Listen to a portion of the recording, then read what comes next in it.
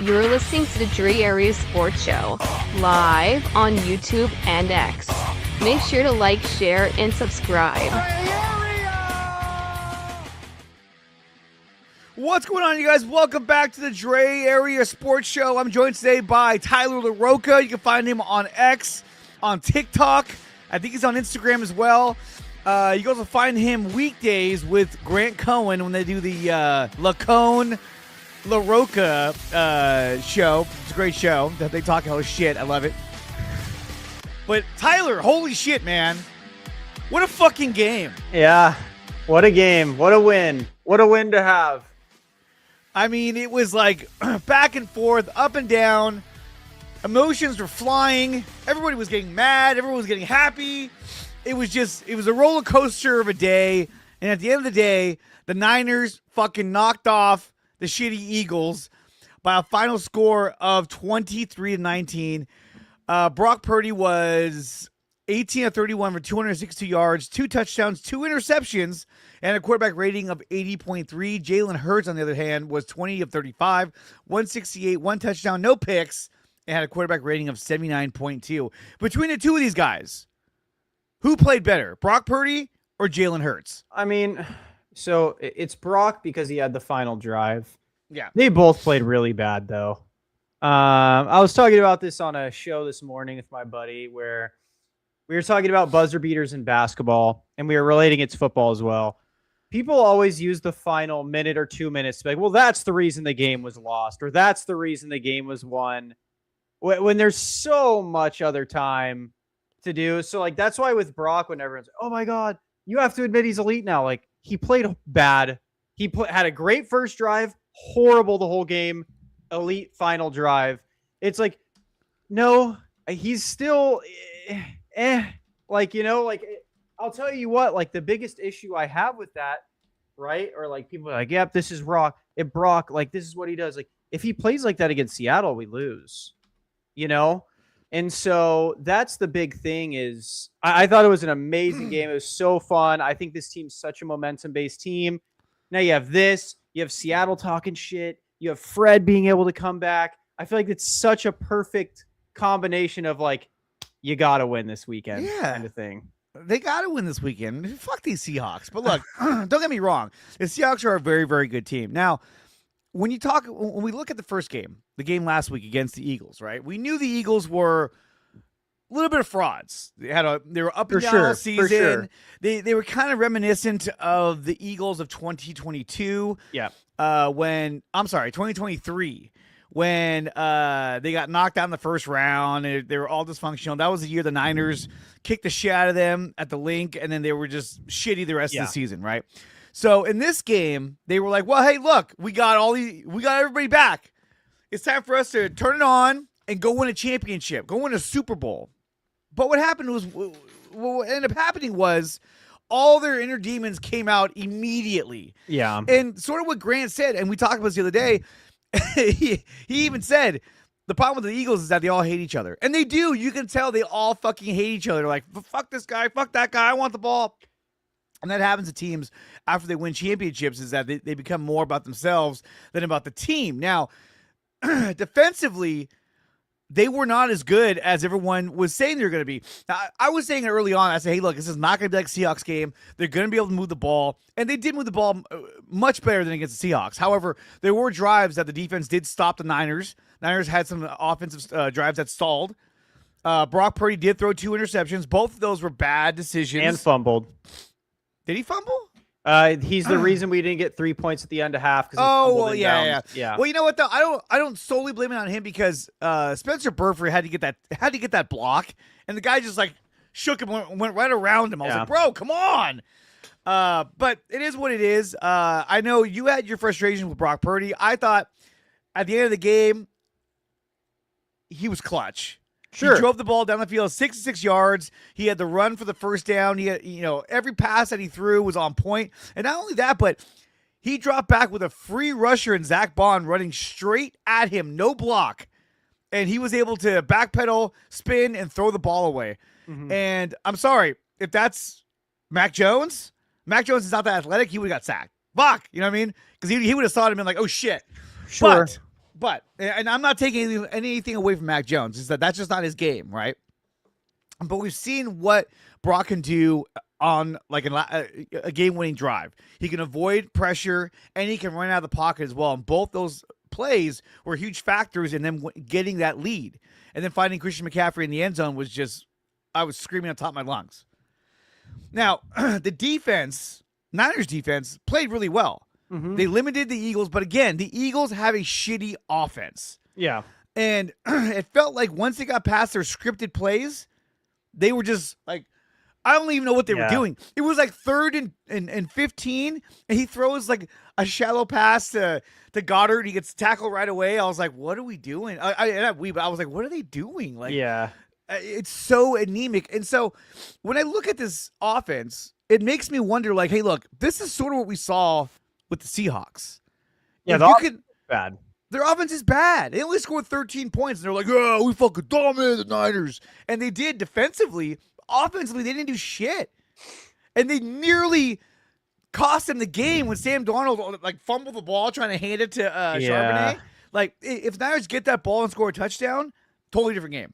Totally different game. Or you just score a field goal. I will say, the one thing, though, this Eagles game, Brock didn't make me feel any better about the Seahawks game with the Eagles game. He still left a lot of people open. He still wasn't taking what the defense was giving him. He still wasn't taking his checkdowns and his easy yards.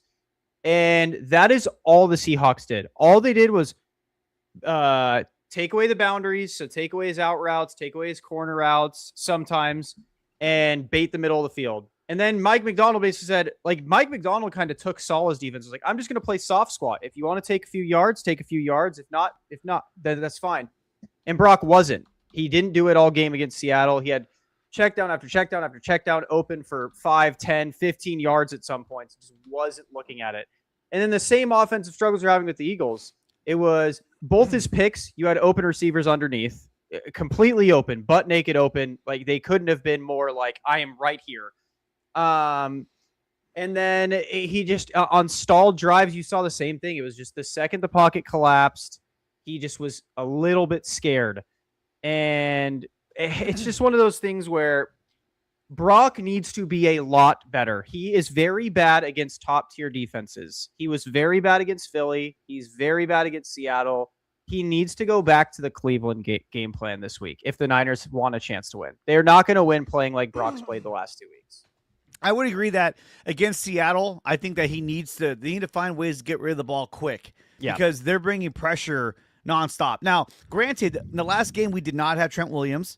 That's going to be a huge difference. Yep. And we saw that was a difference in week 1. And Pearsall might be back for at least a drive or two. So. I hope so. That motherfucker better get out there. If this means that we get Fred Warner back for the NFC title game, then he's got to get out there, dude. The guy's got to get out there. Now, unlike you, I thought Brock played really well because I thought that Brock was out there, loses George Kittle. That was okay. Let's talk about that real quick. That was probably the biggest gut check. Yeah. It was just like, oh my God, no. And you saw the injury when it happened. Everyone knew it. Everyone's like, dude, that's his Achilles, dude. That looks like an Achilles. Holy shit. I was getting text messages. It looks like an Achilles. So he's gone.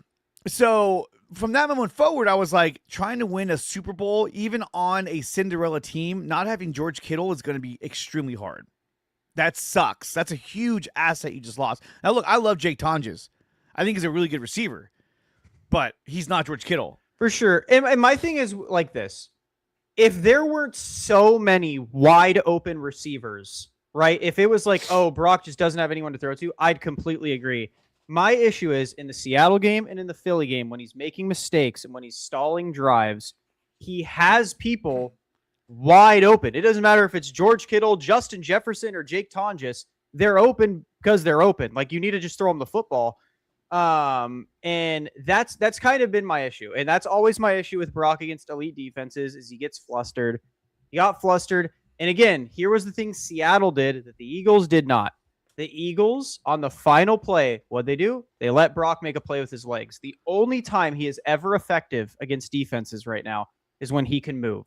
And the one thing that Seahawks took away was they said, we're just not going to let you run around. We don't even need to get the sack. We just need to suffocate you, and you're going to make the mistake. And you're not going to see the open guys. And the Eagles didn't. They would over pursue and give Brock a little bit of running room and stuff like that, where it was just Brock was able to use his legs, where Seattle, both times we've played him where Brock has heavily struggled, they just didn't let him do that. They're like, okay, that's fine. We'll let you throw from the pocket, a collapsing pocket, but we're not going to let you run.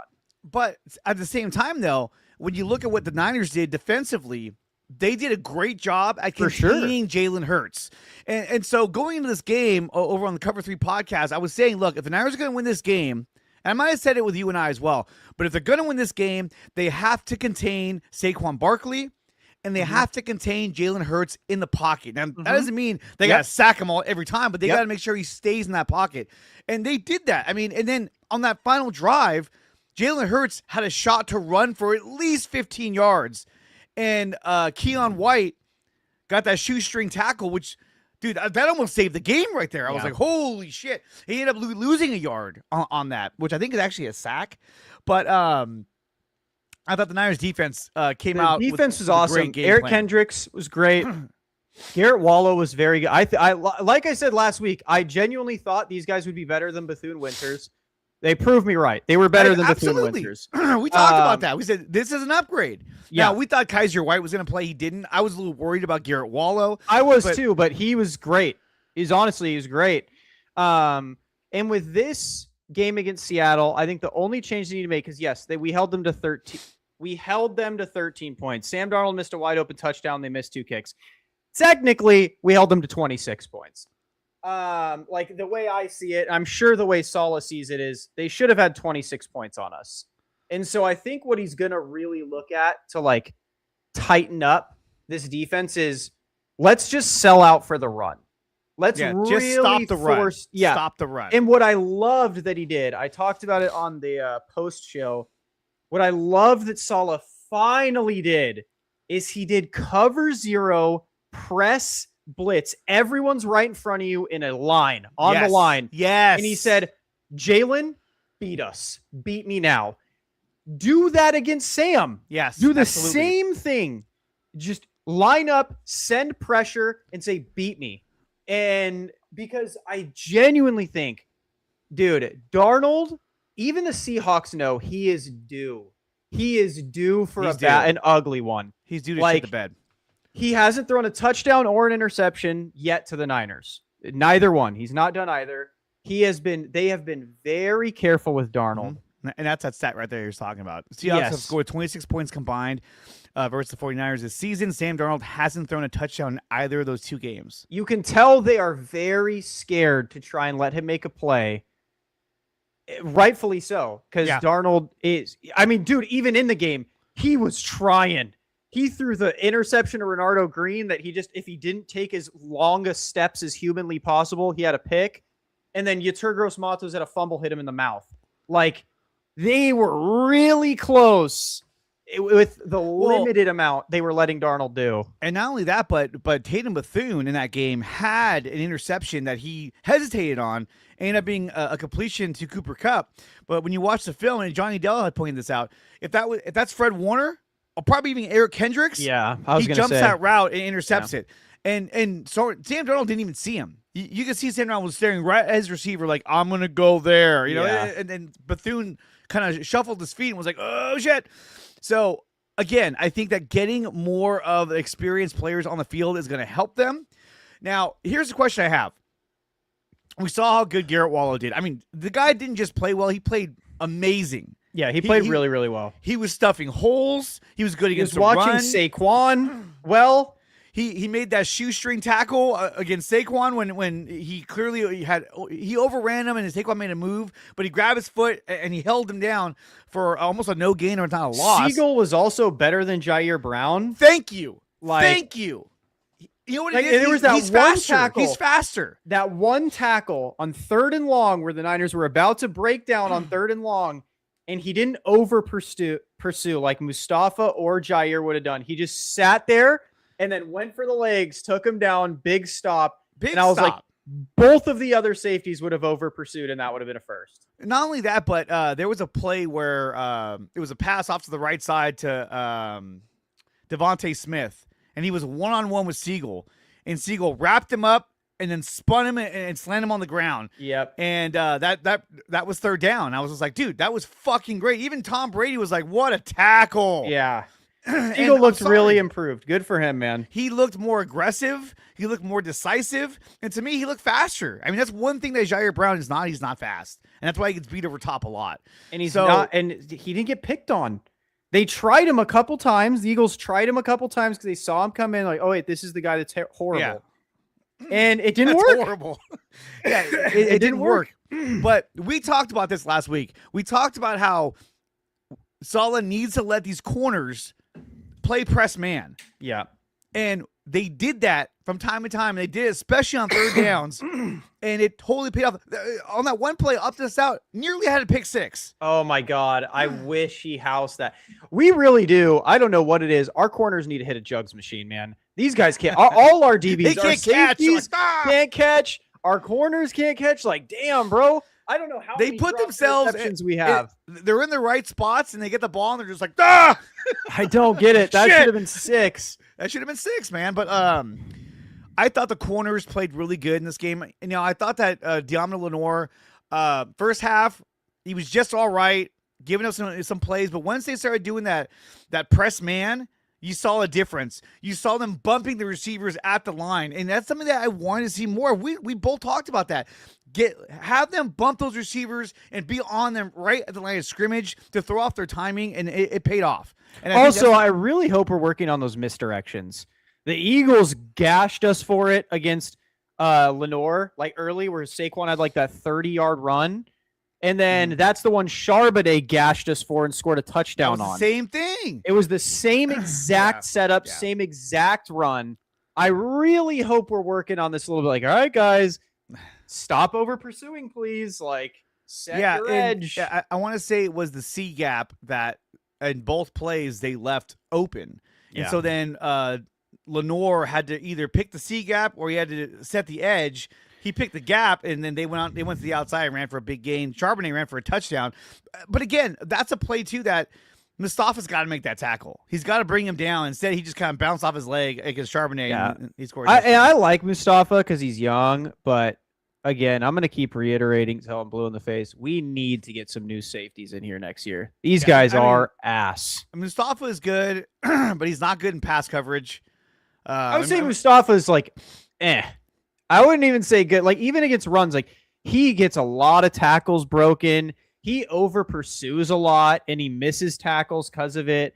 Like, he is very good when it's very straight up. I just have to hit this gap, and if you run through that gap and I meet you in there, I'm putting you on your ass.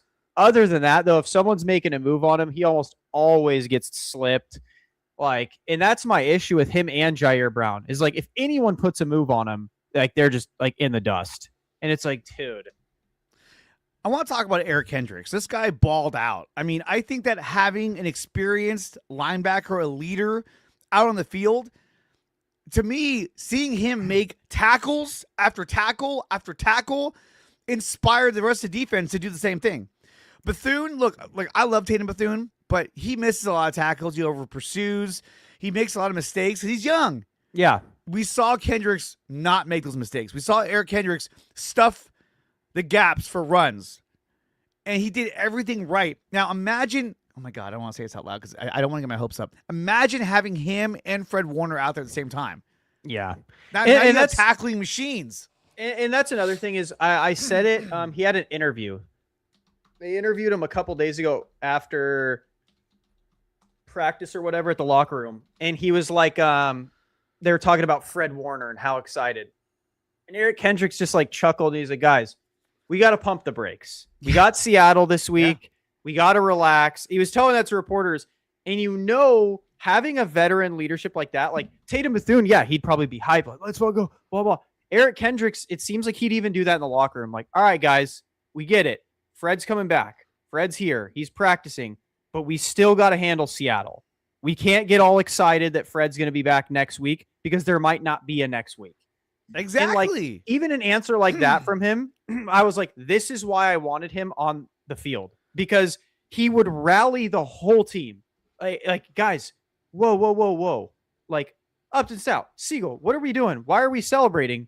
Fred might not even play again. Exactly. We still have to beat Seattle. And that shows you how he was out there in the field during the game. When they would break, they had a leader and an experienced player calling the plays for, with the mic and just leading them out there. And so they were like, yeah, this is great. It's not just a bunch of kids out here doing this, or young guys, I should say. Here is that interview you were talking about. Talk about next week, right? We got Seattle, man. Let's get. If he can potentially be back for that, though, winning. We got to beat Seattle, bro. We got to beat Seattle. Let's just pump our brakes now, everybody. We got to beat Seattle this week. You know what I mean? We obviously played them last week. It's this is what meaningful football is all about. I think having it's like that calm, cool veteran. Like he laughed it off at first, then they asked again. He was like, "No, seriously, like I'm not thinking about that at all. Like no, I'm thinking about Seattle." No. Yes. And I think that's the difference between this team, because even Kyle and Brock have said it, like, before the teams, not to knock them, like, we were always thinking, like, we got to just get to the Super Bowl. Let's just get to the Super Bowl, yada, yada, yada. And Brock and Kyle and now Eric Kendricks are all showing that the same message is just echoing through the locker room. Like, stop thinking about anything else but what's happening now. Yeah. Because we're going to lose games doing that. We're going to lose. I'll tell you right now, if this whole team's like, let's go, we're going to get Fred back next week, we will lose in Seattle. 100%. If that's 100%. The thought process going into this game, you're going to lose. And I'm sure Fred's echoing the same thing. Like, guys, no. Stop thinking about me. We need to beat these guys. Like, they're talking shit, which I also think is good. I think Seattle's like locking the team in, talking so much shit. And then players and everything. It's perfect. Did you see that stupid fucking account on social media who was like, the odds are stacked up against us again. I retweeted it. Yeah, I was like, what is he talking about? You're the number 1 seed. I was like, you guys are the Super Bowl favorites against the least Super Bowl favorites. I'm telling you, it's compensation because deep down inside, they're shitting their pants. They know that Sam Darnold is Jimmy Garoppolo 2.0. It's flat out. Like, he's going to make a mistake. If he doesn't make mistakes against us, he'll do it against a better defense. I said that to Seattle fans because they're like, I don't care. We want Rams. We want Niners. Like, you guys do not want the Niners. And you guys know you don't want the Niners. Nobody wants to play Kyle Shanahan after a week, like 2 weeks in a row. There's no way. Say whatever we want about him and his negatives. That dude he's not an easy out. No. It's not like, we beat him a couple weeks ago. He's just going to do the same thing. He is not going to do I think Juice said it or Eric Kendrick said it. One of them said it and they're like, do you think this game's going to look similar? And they're like, nope, it's going to look the complete 180 opposite. It is not going to look at all similar to what it was on week 18. No, it'll be completely different. And I think that defensively too, I think Salah's going to change some things up.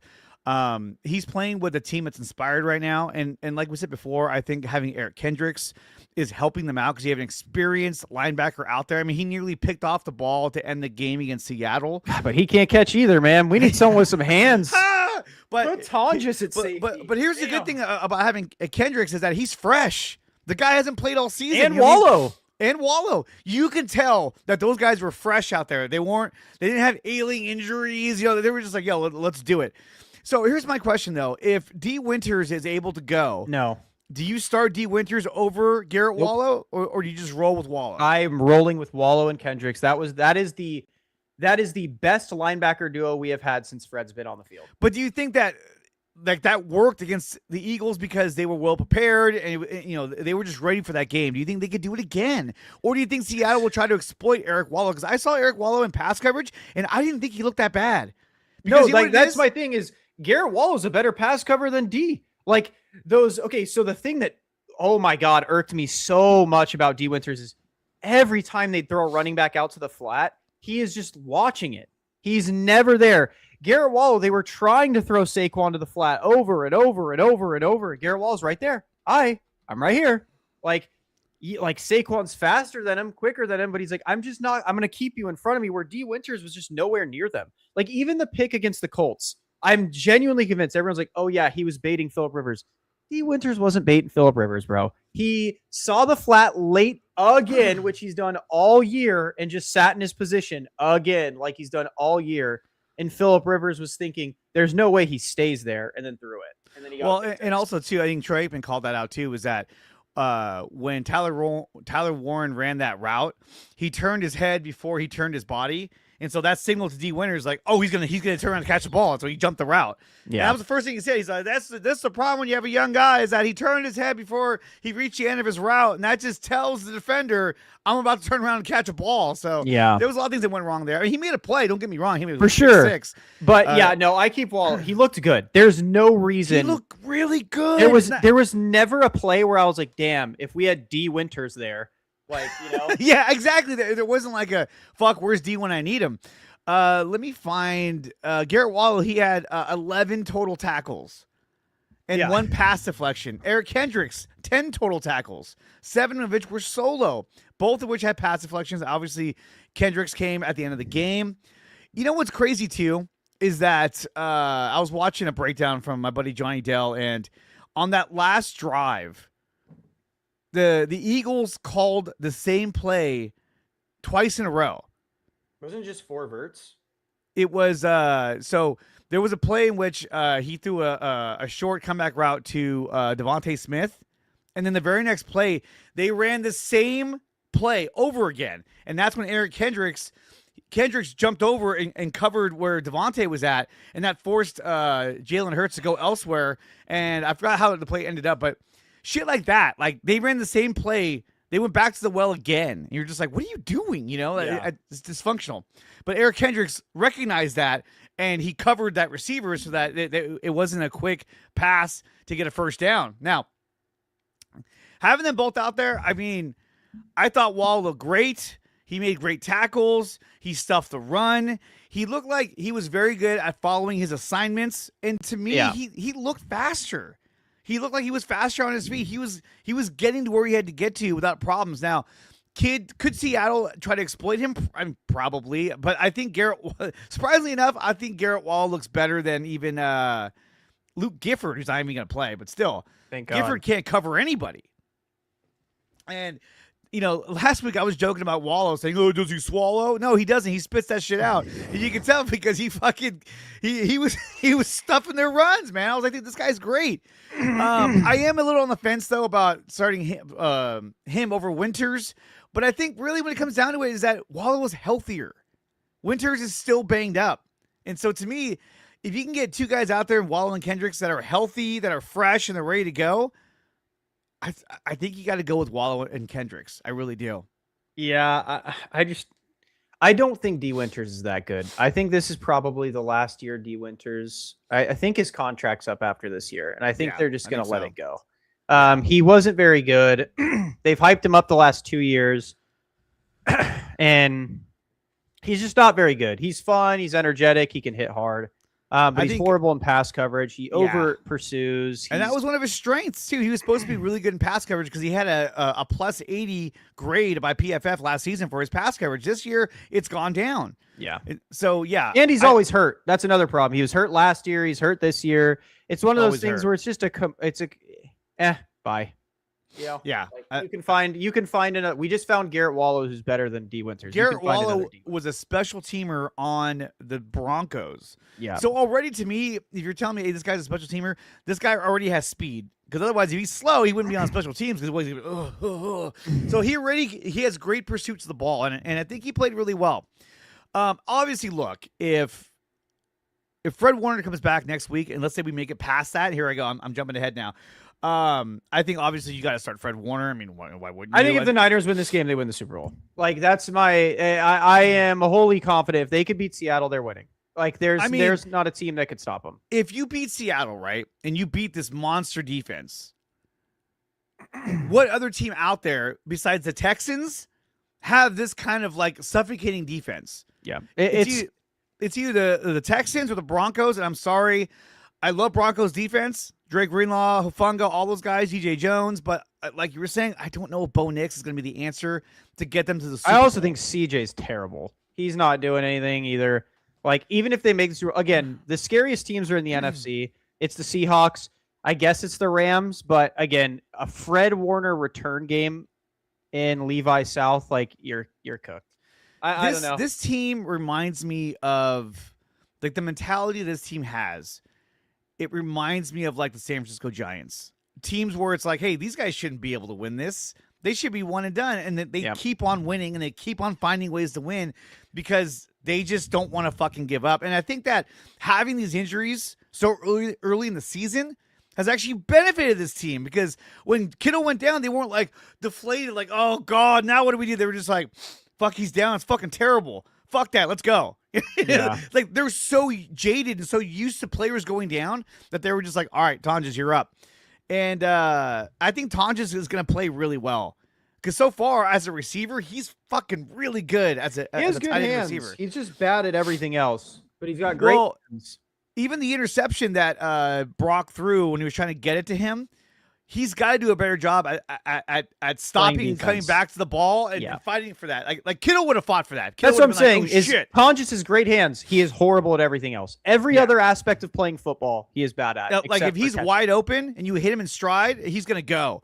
Yeah. But on that play, he had to contest that. Instead, he was just like, "Oh shit!" It was like, "Damn it!" Yeah. That was a tough throw. But I think if that was Kittle would have contested that. The other one, Brock got pressured. Didn't see Juwan Jennings because Jalen Carter was fucking all over him. And so he went the other way and he threw the pick, and that was all on Brock.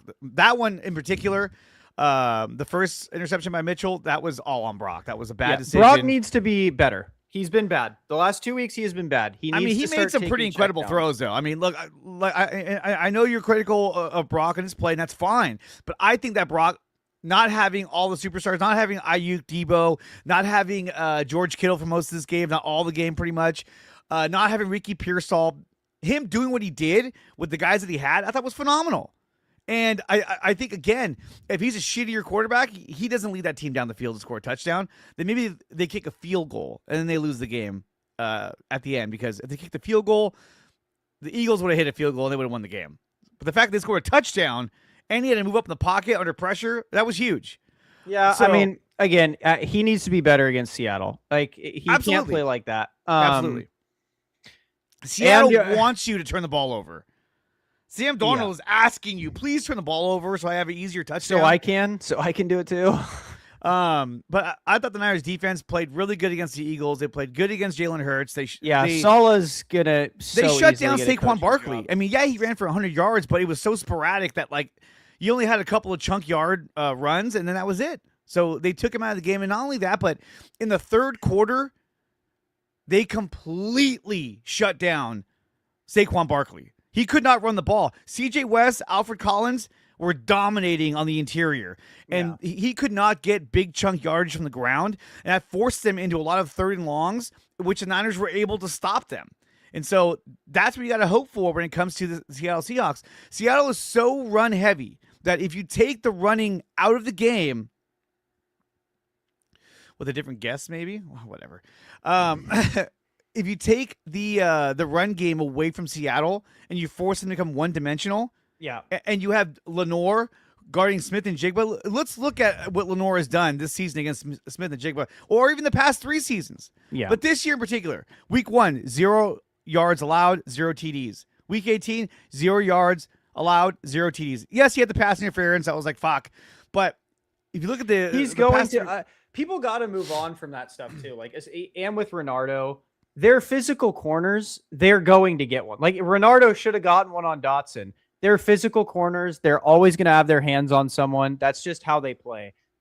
Putting them out there, they're most likely going to get a holding call or a PI call at least once a game. Now, if he does it like 2-3 times, I'm like, dude, all right, let's chill.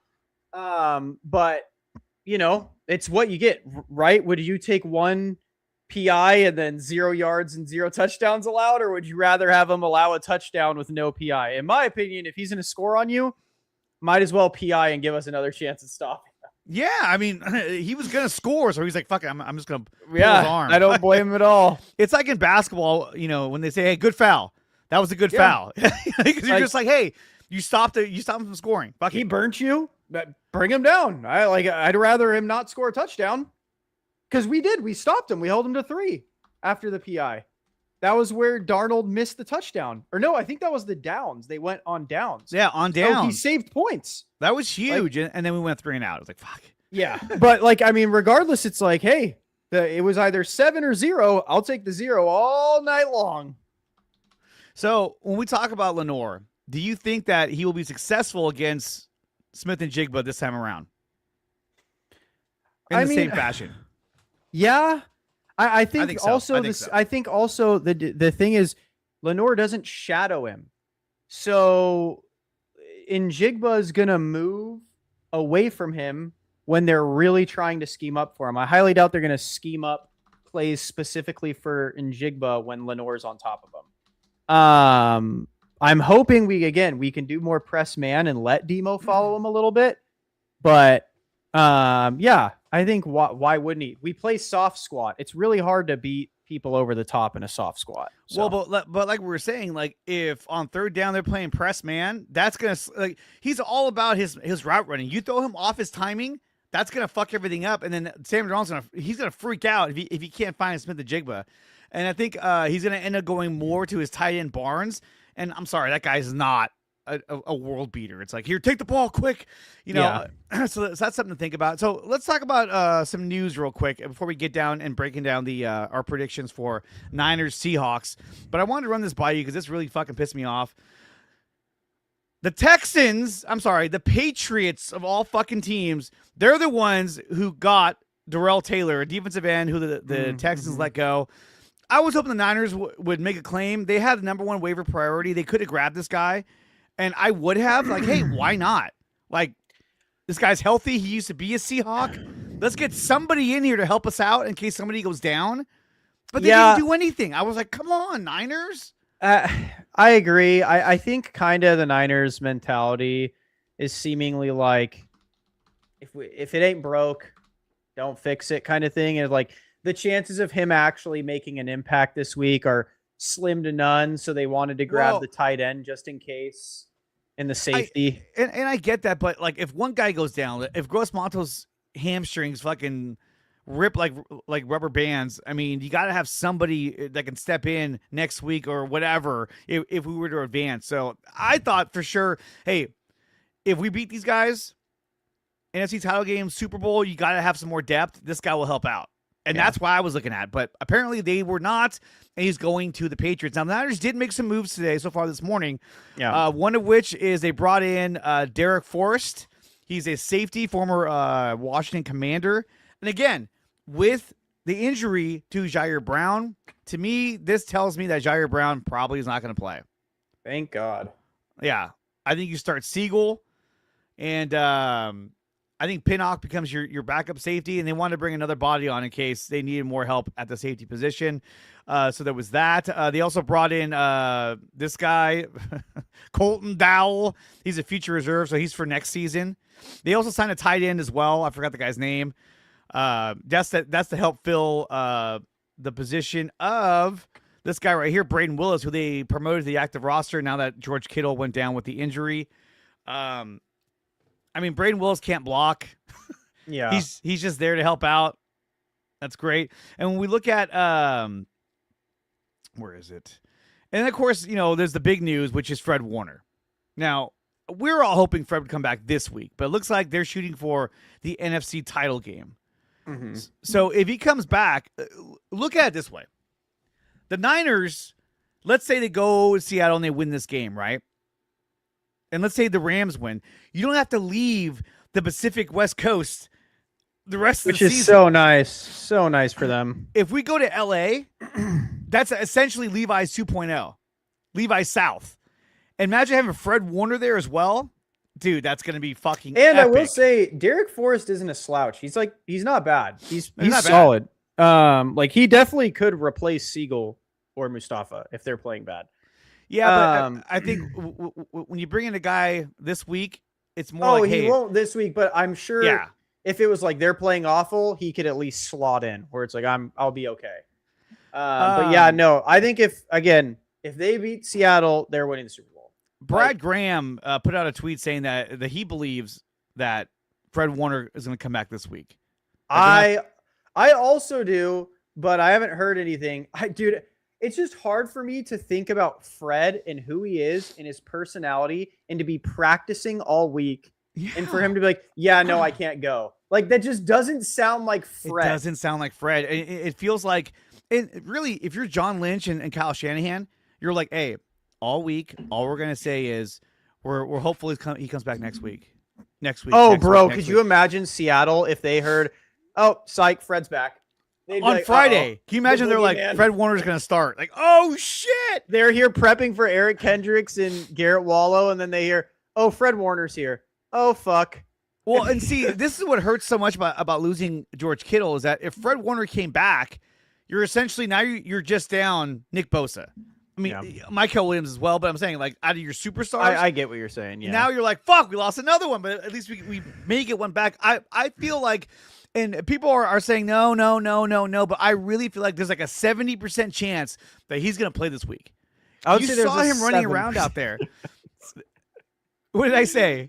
I'd say, so from Kyle's thing, he says, we want him out there. Fred wants to be out there. Apparently the issues is the doctors. Like the doctors are the ones like, all right, guys, we got to relax. But again, I completely agree with you, man. I feel like, again, just knowing Fred's personality, I feel like I said this last week. I was like, if they open their practice window, there's not a shot in hell this dude is going to be like, I can't play if I'm practicing. Right. Like, I don't know, bro. Seattle, like, that's a Fred game, dude. Like, that is a game where Fred's like, bro, I want to be out there now. Like, I am not waiting. I don't care that Eric Kendricks and Garrett Wallows are playing well. I am Fred fucking Warner. Put me in the game, please. He's got to, I mean, look, if he's anywhere close to 100%, you put him out there. Fuck it. Just go. And look, if he hurts himself again, it's not like, what is he going to do? Tear all of his tendons again? No, it's like, come on, man. I'll take an 80% Fred Warner over any other linebacker in the league. I don't care. That, but like, you can sub him out if he gets tired, he gets worn down. Okay, Wallow go in, Winters go in, and then you have more of a rotation at that position. But having him as your Mike linebacker, it would be such an inspiration to all these players. Like, holy shit.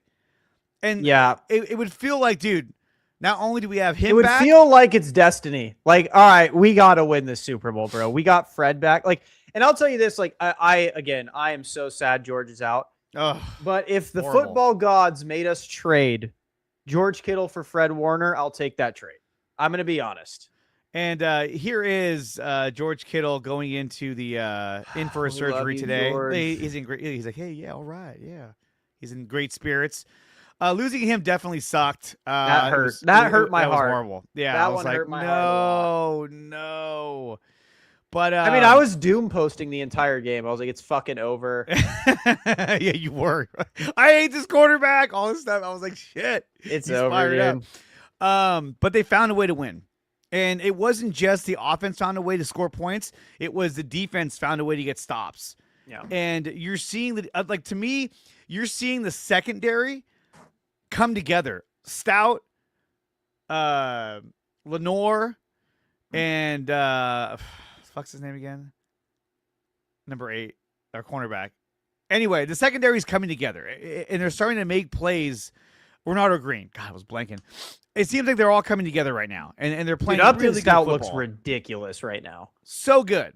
He looks so good right now. And if you notice, too, like, Chase Lucas has been a healthy inactive every week. Because, look, we all love Chase Lucas, but when he was out there, I think it was against Seattle when Upton Stout had a concussion or whatnot. He looked terrible. He was over-pursuing. He was just lost. And it was a big moment for him. Yeah. So there's that. Okay, so let me ask you. You know, we've been talking a lot about the Niners, talking about some of the moves that they've made. But Robert Saleh, he did state recently that he has interviews lined up this Sunday. To me, he's gone. Especially if they win. That's not even a conversation. If they win this game, it's 100%. I mean, regardless, there's like, 9 openings? He's gone. Like, it's not even a conversation. It's not even a debate. He's gone. The Niners know it. He knows it. I think that's why he is postponing meetings till the off day, is because he knows he's going to be gone. And he's just trying to stay as focused as humanly possible on the task at hand, which is, but let me get my job done here. Well, yeah, because he's like, let's do it on Sunday because we might get eliminated on Saturday, so then I'll have more time to do whatever. And yeah, like you said, it's an off day anyway. Well, so and yeah, if they win, it's an off day regardless, Yeah. whether they win or lose. Like he's free. So if you yeah. had to choose one location that you think that he will go to, Baltimore or Pittsburgh. see, we talked about this on social media. I don't know about Pittsburgh only because they don't have a fucking quarterback. I don't think he wants to start over with a quarterback because he did that in New York, and it was really at his demise. I would say yes, but it's Pittsburgh. This team has had 3 coaches since 1961. They're not going. They just dealt with Mike Tomlin, run through about 5 or 6 quarterbacks in a row. I don't think they're the franchise that's going to bring him in and be like, if you miss on your first quarterback, we're going to bring in Aaron Rodgers to ruin our entire franchise. I know. So I don't answer. God. I don't think they're going to do that. Yeah. Honestly, my assumption, my brother's a huge Steelers fan. Apparently, Adam Schefter said the other day that LaFleur is a ghost candidate for Pittsburgh. LaFleur and Malik Willis. But it's just Salah's mentality and like vibe fits Baltimore and it fits Pittsburgh so well. That those are, I would be actually mind blown if he doesn't end up in one of those 2 spots. If he doesn't end up in one of those 2 spots, maybe Miami. Other than that, if I was him, I'd just stay on San Francisco. I think if he's going to go anywhere, it's going to be Baltimore or Atlanta. And I say Atlanta because Atlanta would be good too. Ulbricht's already there. He's already worked with him. He knows him as his friend. And they have a lot of assets on defense. You got James Pierce Jr. You got all those guys that they drafted. And you could see, I mean, they finished the same record as the first place team in their division. The problem is they just did it too late, and they weren't in the playoffs. Now, you do have to figure out your quarterback. I mean, you got Michael Penix, but I don't think he's the answer. So that's, again, terrible. He'd have to figure out a quarterback. Yeah, but I think I just I don't know why, man. Baltimore seems to make so much sense. Saleh, McDaniel reuniting in Baltimore just makes so much sense to me. Yeah, because I mean, really, you already have like, let's say he went there and they got like a McDaniel to Mike McDaniel to be the offensive coordinator. Now he doesn't have to worry about the offense. Bro, they're ready to win tomorrow. Yeah, like all he has to do is worry about getting this defense to be where it needs to be at. Because this season, and there's so much talent there. Yeah, like he has Roquan Smith, Nate Wiggins, Marlon Humphrey, Kyle Hamilton. Like, bro, he has so much talent. The only thing working against him is that they might want to go with an younger offensive guy. Yeah, like well, I mean, also there's Shula he's the defensive coordinator, but Shula, they might go with him. Okay, can I be honest? Why does everyone want Shula? Their defense is dog shit. Like, it is so bad. I don't understand. Like, everyone talks about, dude, the Rams defense has so much talent on it now. Okay, the defense is horrible. So why does everyone want Shula? Because his last name's Shula? I think so. Like, that's what it feels like, at least. It's there's nothing. There's one more location I think is still a dark horse location for him to go to because they haven't made a move yet. But I feel like if the Bills get knocked out in the playoffs, they're going to fire McDermott. And that would be a good spot for him. He's already got Joe Brady there. All he has to do is get there and turn that defense into a juggernaut, and then they're ready to win right now, too. You have arguably the best quarterback in the league in Josh Allen just being wasted right now. So, again, he's got choices. I mean, I think for him, if I was him and I was his agent, I'd be like, we're going to put all our eggs in the Baltimore basket and pray. And then if it doesn't work out, then we can interview with other teams like the Atlantas. And because I think I don't think any coach besides John Harbaugh and Mike Tomlin are going to get hired are going to sign a contract until that Baltimore position's full because they all want it. Yeah. I'd be hard pressed. Like, I know a lot of people are like, the Steelers are the best spot. No. Baltimore is the best job to get right now. Yeah, because you'll buy yourself time at worst, right?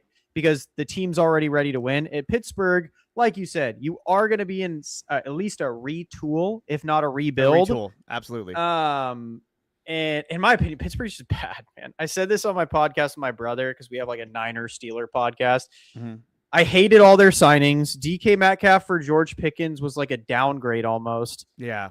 Jalen Ramsey's too old. Darius Slay was terrible. Signing a 31-year-old edge rusher to $40+ million a year is terrible. their roster's a mess in my opinion. Yeah, it's a big fat mess, and I think that getting Saleh there to help with their defense. I mean, look, if any like you could look at what the Niners did defensively this season and say, look, dude, this guy lost all of his star players, and his defense is still keeping them in games. Yeah, and I'm telling you right now, if they win on Saturday, it's over. He's leaving. There's no coming back. I don't think he's coming back regardless, personally. Yeah, just because, again, if there wasn't like literally, I think there's 9 vacancies right now, and you and I both agree if the Bills get knocked out this weekend, there's going to be 10. That's a third of the league looking for coaches. If you're a high prospect like a Saleh, Flores, this is your time. And the thing with Flores, like, he's a great defensive coordinator. I don't know if he's a good head coach. Yeah, he's a dick. He's a dick, and I think if he goes to a head coach, they'll be like, fuck this guy. He'll do the Jonathan Gannon, you better turn on that fire in your belly. Dude. We're here to win. Like, oh, fuck this guy. I mean, who knows? But so I think when you look at a team like the Ravens, like the Steelers, you want to get a guy who's a well-rounded coach. You don't want to get a guy who's one-dimensional. And I think that, at least with Saleh, he has that experience of being a coordinator and a coach. And that's why isn't it weird? Saleh's considered like an old prospect now. Yeah, isn't that crazy? But I think that like locations like the New York Giants, no, I don't think he goes back to New York. I think the Giants apparently. Well, Ricky posted this, even though it's been all over every bit of news. The Giants are 100% honed in on Harbaugh. He's going to their facility today. My assumption is he's going to sign a deal. Apparently they love him and he loves them. And this was a thing, like I said, about like a person like Tomlin, where I could see him taking the job like Arizona and not Saleh. Because if someone like Tomlin comes into a place like New York or Arizona, who's been just ass for years, they're going to worship the ground you walk on and give you a ton of time. Whereas, like, say Saleh got hired in New York or Arizona, they'd be like, oh, well, here it goes again. We still suck a year or two into this. We're going to have to let him go. Whereas if Tomlin or them did it, like, it's part of the process. Yeah, well, especially if you compare the New York media to the Arizona media. I mean, I think if Tomlin went to Arizona, he'd be on vacation the entire time. He's like, oh, this is great. I can have these guys fuck around and no one's going to really fucking ride me in the locker room. This is great. I think getting Mike Tomlin in Arizona would be great for them. You have an established head coach. But yeah, I think that Harbaugh is going to end up in New York, which I think, they have there's a lot of talent there that was underutilized. The AFC North is just, I think another dark horse for Saleh is the Browns. Like, I know no one really wants to touch. I don't think so. I know nobody wants to touch that job, but I feel like the AFC North is like Saleh's calling. It's defense, hard-nosed football, hit him in the mouth, super violent. Like, but here's another thing working against Saleh is with all of the offensive coaching success, like the Ben Johnsons, the Kyle Shanahans, even though in my opinion, Kyle is getting completely outshined by Saleh, but Kyle's the head coach, so he's getting all the credit. The Sean McVays, you have all these guys that are the Sean Paytons that are successful offensive coaches. Mm-hmm. And there was a stat someone posted that the last 7 Super Bowls, 13 of the 14 head coaches are offensive coaches. The one coach that wasn't, his name's Bill Belichick. So, like, it's one of those things where it's like, that's pretty hard to pass up an offensive coach for a defensive coach just because that's seemingly where the league's going. And here's my thing, too, is that when you look at the past 2 times Niners have been to the Super Bowl, they've gone up against Steve Spagnuolo. Who's so good. He's always had Kyle Shanahan's number. Kyle's never been good against Steve Spagnuolo defense. If he gets there again, if the Niners gets to the Super Bowl, they're going to be going against an entirely different team. To be honest, it wouldn't surprise me if a team like the Texans made their way back there just based on their defense alone, because they just suffocate you. Yeah. But I think they're playing. Who are they playing? They play Buffalo. They play Buffalo. So I don't think they beat Buffalo. You never know, though. You never. Okay, so here's my thing: is the issue? All right, no. They play New England. They could beat New England. They could beat New England. So just to flex real quick, my playoff predictions so far are 100% correct. And I had Houston beating New England and Buffalo beating Denver. And the reason I have You're like, I had the Buffalo, Rams beating Carolina. Like, yeah. No shit. no, like I'm talking for this week. So this Yeah. week, like I have my AFC championship is Houston versus Buffalo. And the reason I have Buffalo is because Buffalo, I don't know if many people know this, because kind of under the radar, they have the best pass defense in the NFL right now. Yeah. And so when you're talking about Buffalo versus Houston, like, yeah, that Houston defense is so good. The Buffalo defense, CJ Stroud just turned it over, like had 3 turnovers and 5 fumbles. Like, bro, into a better passing defense than that, this dude's going to just not know what to do with himself. And at that point, it comes down to, who do I trust more, Josh Allen or CJ Stroud into good defenses? I'm going to have to go with Josh Allen. So let's do that. Let's do a quick breakdown of the NFL playoff picture, and then we'll do our breakdown, our final score predictions of the Niners versus Seahawks. Yeah. But let's start off with the first matchup and give our prediction on this one, and that is Bills versus Broncos. Who do you have winning this game, and what do you think the final score is going to be around? I have the Bills beating the Broncos, and I have it probably about like 21-17, something low scoring. Actually, no, I probably have it 21-10 Bills. I really think Bo Nix is terrible. Like, genuinely, I think he is absolutely horrible. So in this game, I think that it's going to be a low-scoring game. The Broncos are going to give Josh Allen a hard time, especially trying to run the football. They're one of the best defenses in the league. They're really good against the run.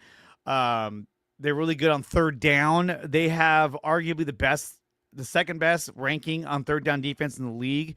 And I think that's going to be a factor in this game. If the Bills lose this game, McDermott gets fired. But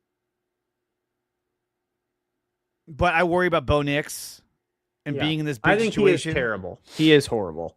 He's Jimmy with arm strength. I'm going to go on a limb here. I'm going to say Broncos win this game. And they're going to win this game by a final score of 17-13. Okay. I can see it. It's going to be a low-scoring, weird game like that where the Broncos defense just doesn't really let the Bills get back into it. And Josh Allen shits the bed, and McDermott gets fired. Let's go to the next game. Texans versus Patriots. So, again, when I predicted it, I said the same kind of thing. The Patriots just don't have enough to beat an elite defense. We saw them against the Chargers. They could not move that ball, man. No matter how, their defense got 30 pressures on Justin Herbert. They were constantly off the field, and the offense just could not get anything going. That's why when they're playing an even better defense in Houston, I don't really think they stand much of a chance. I would probably go 24-13.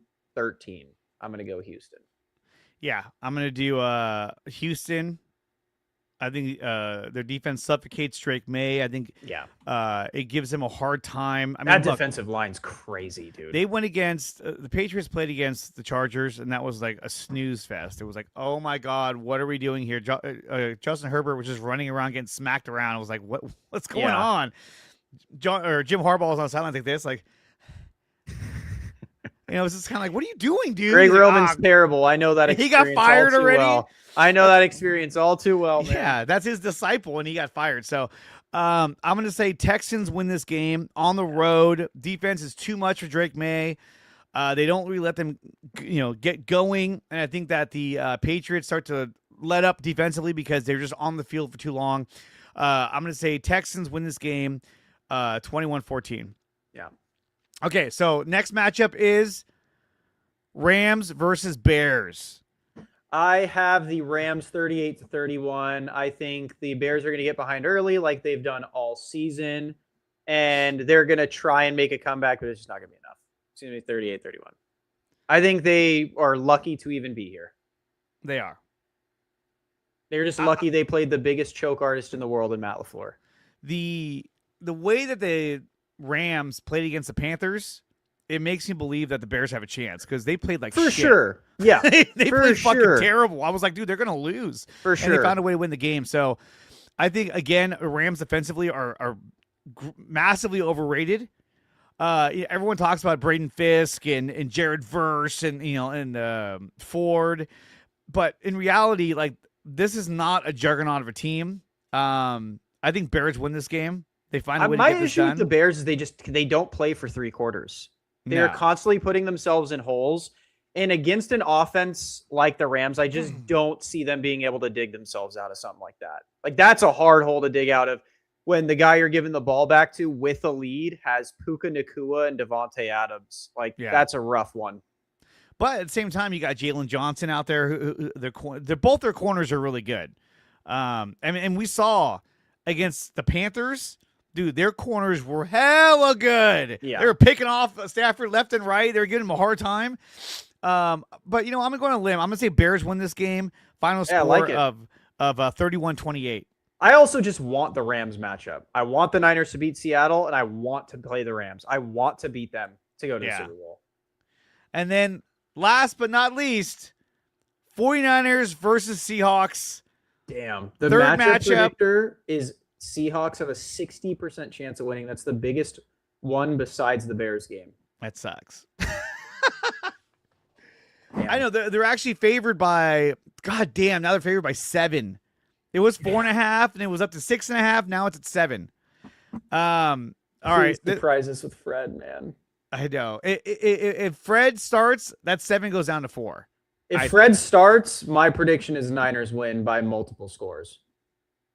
Okay, so where do you see this game going? You think Niners win this game, or you think that this is the end of the road? I'm going to say the same thing I said against the Eagles. My head is the Seahawks should win this game. Yeah. I don't know how they lose.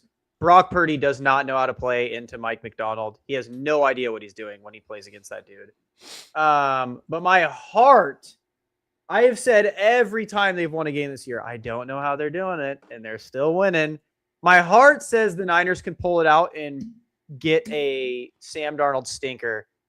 Because here's the thing. Darnold is due for a stinker, but he's also kind of due for a pop-off. He's kind of due for both. Actually, no, he had his pop-off against the Rams. He's due for a stinker. Niners win. Let's get our lick back, Dre. What do you think? 24-3, Niners get their lick back. Yeah. 24-3, huh? Yeah.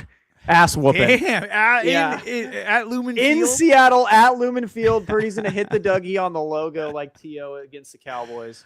I'm going to say Niners win this game because, you know, why wouldn't I? I'm in the same boat, though. My heart is saying that they can win this game. Yeah. But my brain is saying they're probably going to lose this game. But if I I've follow been my saying heart, that all year, bro. I mean, we said it last week. We were like, it seems like they should probably lose this game. But they won. So I feel like this game is going to be somewhat similar to Philly. I think, you know, the last time we played them, you know, Niners had played short weeks for like 3 weeks in a row. They were playing beat a up. short week this week, by the way. Another short week again. Yeah. So the rest is going to help them. But to me, rest for Sam Darnold, I think that's a worse thing. Because like when he has to stand around and think about it for too long, that he trips out. So I'm going to say Niners win this game. Final score, 24-21. No, let's do 24-3.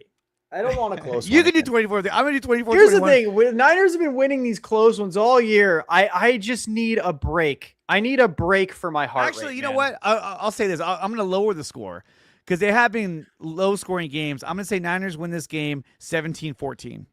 That's it.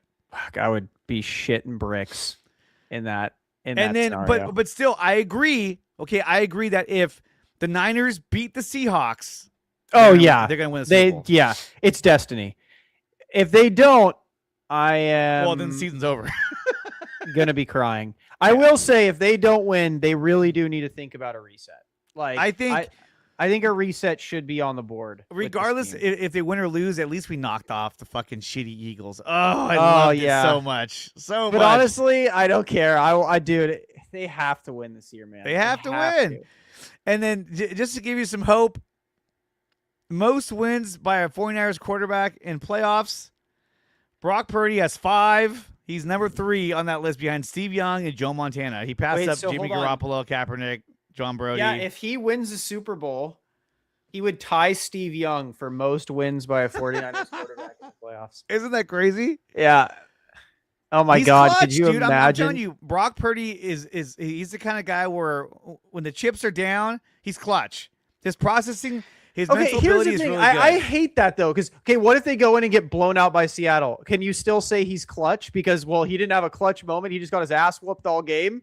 I hate that. I was like, in my opinion, clutch is the entirety of the playoffs. The whole game is clutch. You have to be clutch all game. It's one game. It's one game to determine whether your season's over or not.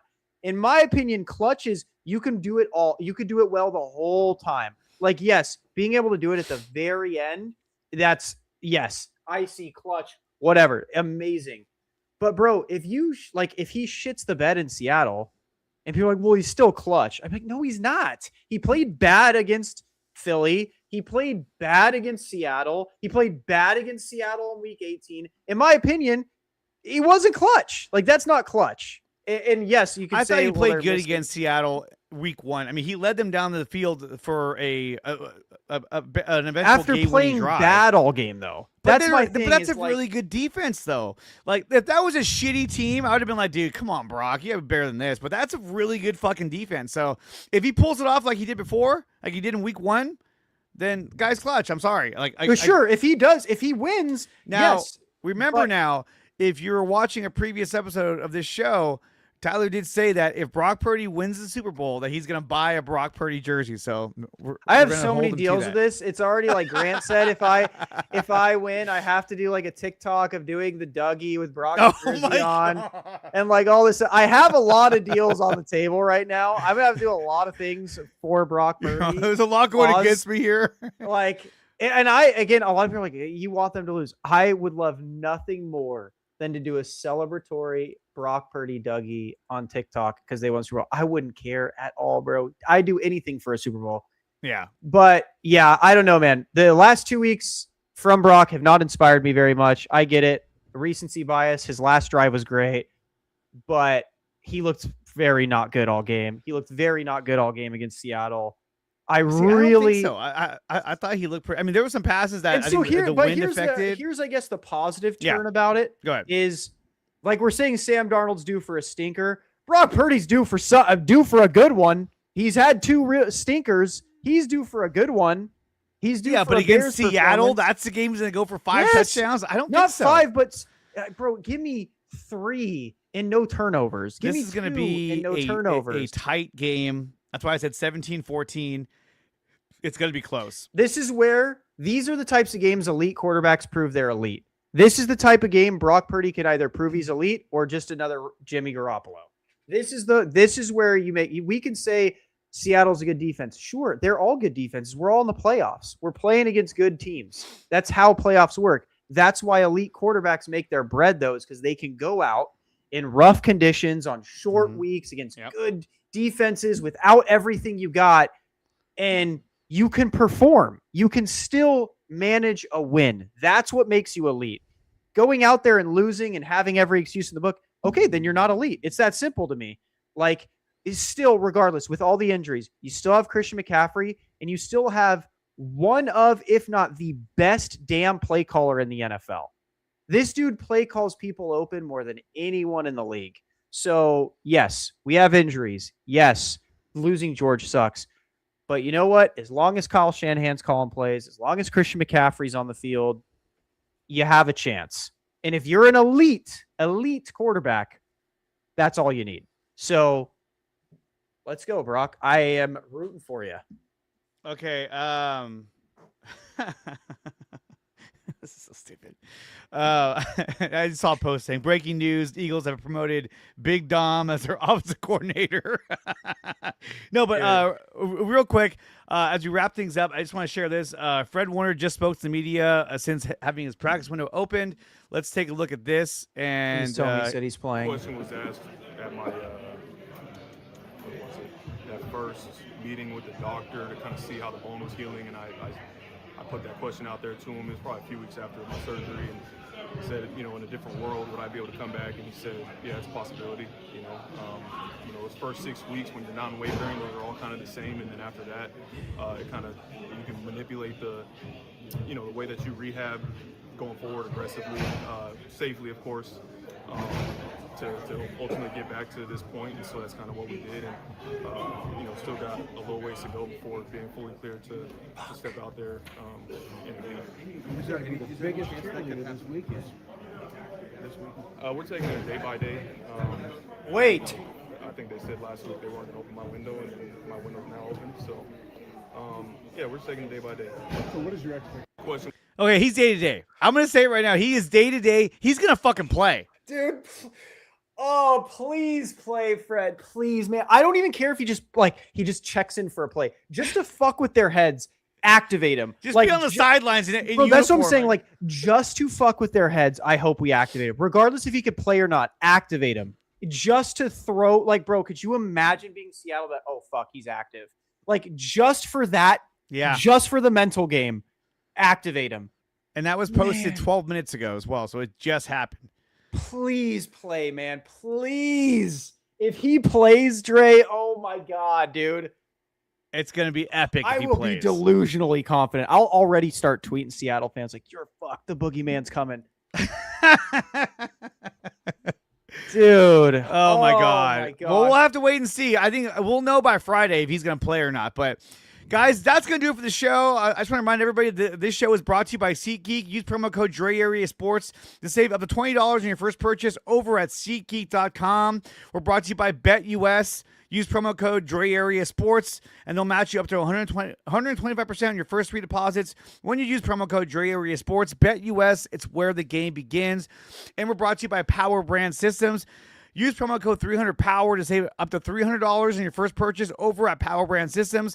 They will build and develop a website for your every need. Check out my website, which is DreAreaSports.com. There are memberships available on DreAreaSports.com. You want to see more of their work? Go to John Chapman's website and go to Johnny Dale's Football Academy website. They built both those websites as well. The proof is in the pudding. Check out Power Brand Systems. Use promo code 300POWER and save up to $300 on your first purchase of Power Brand Systems. And guys, that's going to do it. If you want to support the channel, make sure you go over on Patreon, join the Patreon. I post links to all my streams on there, and also go over to my website, which is DreAreaSports.com. and become a member under Dre Area Sports. They start as low as $1, and it's a great way to help support the channel. Tyler, we'll find out what's going to happen this weekend.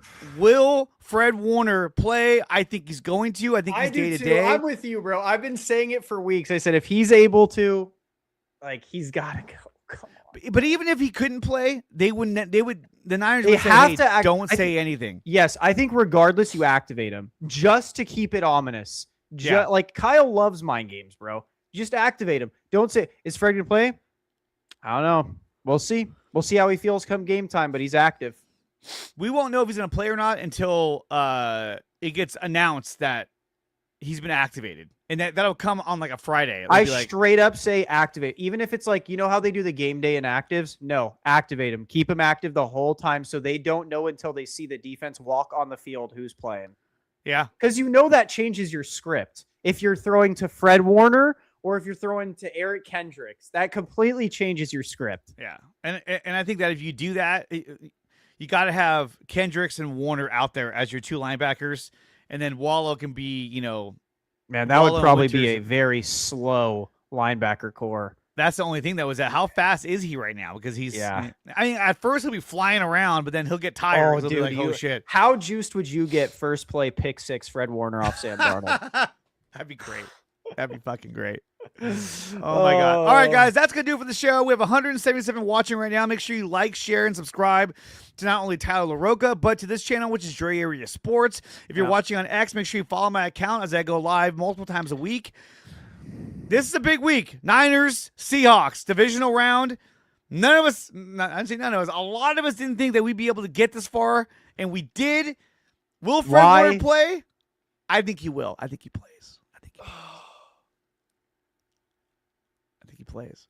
Why not us? Why not us? Why not us? Guys, we'll see you guys next time.